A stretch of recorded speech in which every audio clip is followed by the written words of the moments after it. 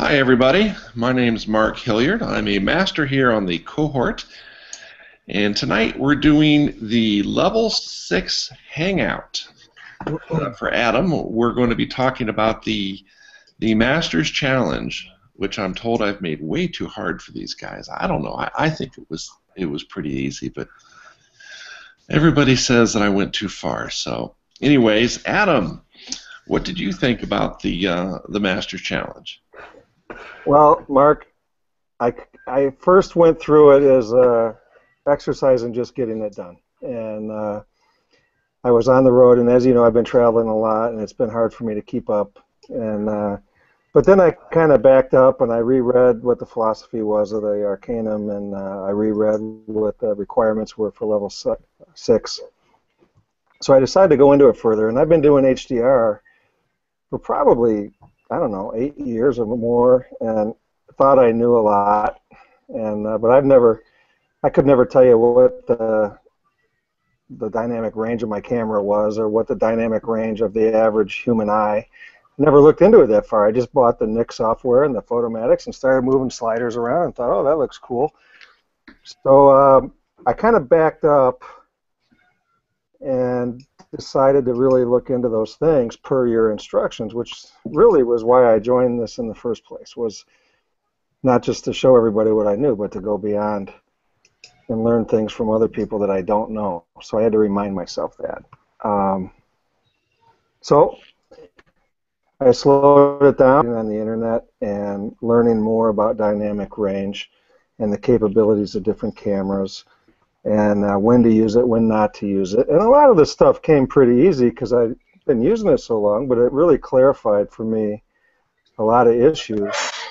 And I learned a lot more about my camera. I just started trying the Sony, and I still have I'm a Canon guy. I got tons of Canon lenses and cameras, but I'm really giving this Sony 6000 a try, and I'll be honest, the dynamic range of this camera is pretty phenomenal, and the ISO is unbelievable. So I'm having fun with that. You know, as far as the do's and don'ts, when you want to use HDR is when you have a very high contrast image. Am I going in the right direction here, Mark? Yep. Okay.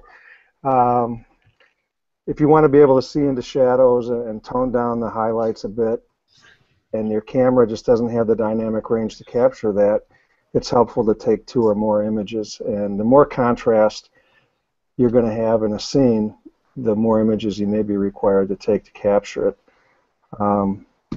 And you may want to get artistic with something and go well beyond what the human eye sees, which I really like to do. And Trey Ratcliffe is the guy that I've been following. That's how I heard about the Arcanum in the first place. And I love how he just stretches the boundaries of images, almost into fantasy sometimes. And some people wouldn't like that, and I don't always like it, but it sure is fun and interesting to do. And that's one of the reasons why I like photography is there's no right or wrong. It's an expression, and it depends on what you're trying to do. HDR is a wonderful tool to be able to express yourself in that way. It can be used just artistically, but in marketing as well. There's a lot of, you got to have this tool in your bag. I read the history of HDR, and I went back, I forget how far back, I don't remember the details that well, but it had to do with shooting ships on the ocean and being able to capture the sky and the ocean, and then, you know, so this isn't a new concept. It's just getting easier with digital electronics. When not to use HDR, I'm up here in Canada, and it's beautiful scenery. But I tell you, I've been limited in some cases with HDR because we've had 30, 35 mile an hour winds. So I've had to learn to use one image because the trees are just bending, and the flags are flipping, and the boats are rocking, and you know, good luck doing an HDR image. Right. Right. So, but I have had some scenes up here with HDR, and I've also learned through this process that my camera captures up to 14 stops, you know. So here I was taking 3 images of things for years when all I needed was 1. And that was very helpful for me to be able to do that. I think without any pushing or prodding, that's all I can think of to say on HDR. All right. So you discovered that your camera has about 13 or 14 stops of dynamic range. Mm-hmm. Now, compared to the human eye, do you know what the human eye has? Right around 11 or 12. I've seen different claims. Yeah, actually, the human eye for a healthy young eye is right at 14 to 15. Oh, okay.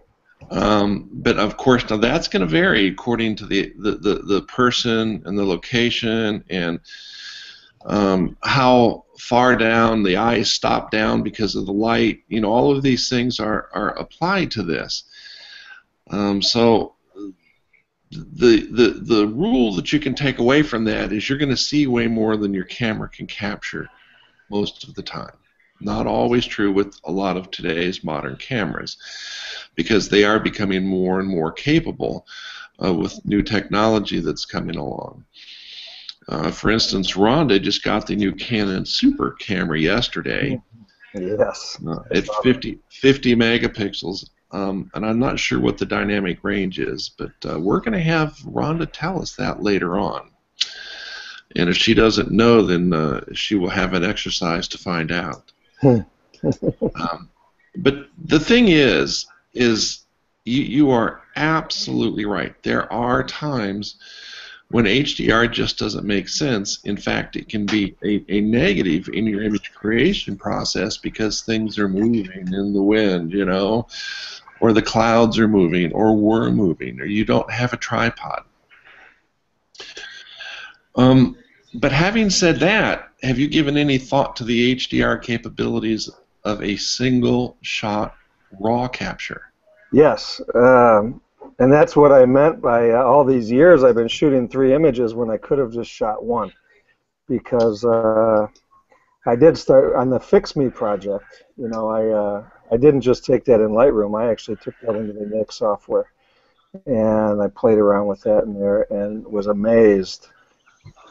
You know, the sensor may be capturing that light, but you don't necessarily see it in the image without post-processing to bring that out. Right, right. But also consider the case of the RAW conversion itself. One of the things that makes shooting in RAW so powerful, a lot of camera companies advertise you can get up to plus or minus 3 stops of dynamic range addition by shooting in RAW and then converting to TIFF. So that brings to light the single shot, okay? So you can shoot it at a higher shutter speed, all right? Stop the motion of the limbs or whatever it is that's moving, whether it's a boat moving across the foreground or the trees swaying back and forth, and take that one single image and RAW convert it 3 times. RAW convert it for 2 stops over, dead on, and 2 stops under, and then take those 3 images and do your HDR to extend the entire dynamic range by up to 4 extra stops. I haven't done that yet. I see. That's just from one single image. Right. And most of the modern HDR software, that's a choice right up front. If you feed it one image, it asks you, you know, are we going to do a single image HDR where I manage the RAW conversion and I do, you know, 1 under, 1 on, and 1 over, and then I do the HDR based on that. And that's also an important consideration. But the real key to challenge 1, 2, and 3 in the level 6 challenge was to determine whether or not you even needed to do HDR. And I think that you've done that quite well, having realized that your camera has such a wide dynamic range that unless you're in an extreme condition, shooting in ultra high contrast or in the dark inside of a building where you have bright light coming through the windows, but yet the hallways and the little cubby holes, they're all very, very dark. In situations like that, then of course you're going to have to do the full-blown HDR and maybe way more than just 3 shots. Okay? But in order to do this and do it wisely, you have to understand the dynamic range issues, and you've done that very well. And I appreciate the fact that you went back in and revisited and gave it some thought. That shows great stick-to-itiveness, but I would expect no less from a naval officer. Thank you. Yeah, and thanks for your patience too. I've been traveling so much this summer, and but next week I get back to my office, and I plan to be back on the high bandwidth again for a while. So Okay. I will be attending more of the critiques and different hangouts. Okay. Well, you've done very well on this. I liked all of the challenge images that you've done. I have purposefully not commented on those because our community manager, otherwise known as our magnificent moderator, Rhonda, it's going to be part of her job to go in and critique and comment on these images because she has some steps that she has to do for her trek to becoming a master. And she's going to do all of this very, very fast, so I've got to give her these steps right up front, and this is one of those. So. Well, you had to tell me first, so that's step one. So she will be commenting on there, and I'm also not going to level you up because I want to see if they've given her the authority to do that. Okay. Not as of this morning. Pardon? Not as of this morning. So you could not do that. All right. Well, I will level you up tonight then. Okay. All right, but you I did can try again when we're done and then drop you a note, but I couldn't this morning, but that was at 6. Okay. All right.